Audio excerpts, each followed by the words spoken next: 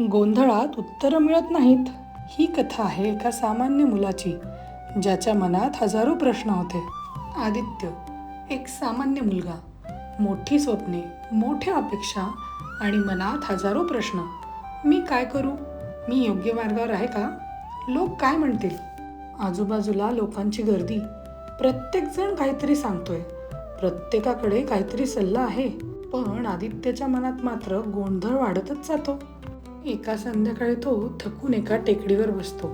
सूर्य मावळत असतो, हवा शांत असते आणि तिथे त्याला एक ऋषीसारखा ध्यानस्थ व्यक्ती दिसतो. पूर्ण शांत, स्थिर, निश्चल.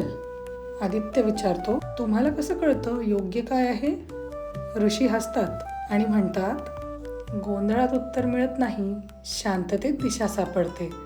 थोडा वेळ शांत बस, श्वासांचा अनुभव घे, मन आपोआप स्थिर होईल. बाहेर शोधणं थांबव, आत पाहायला शिक. आदित्य डोळे मिटतो.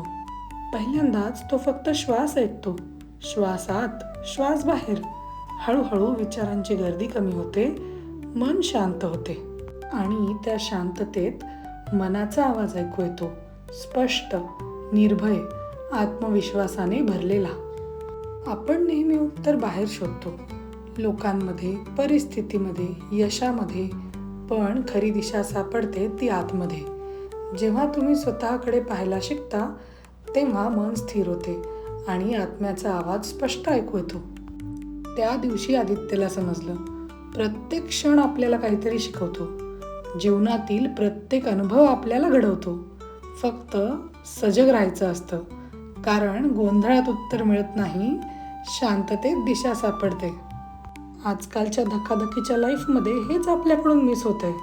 तेव्हा थोडा वेळ शांत बसा, श्वासांचा अनुभव घ्या, मन आपोआप स्थिर होईल.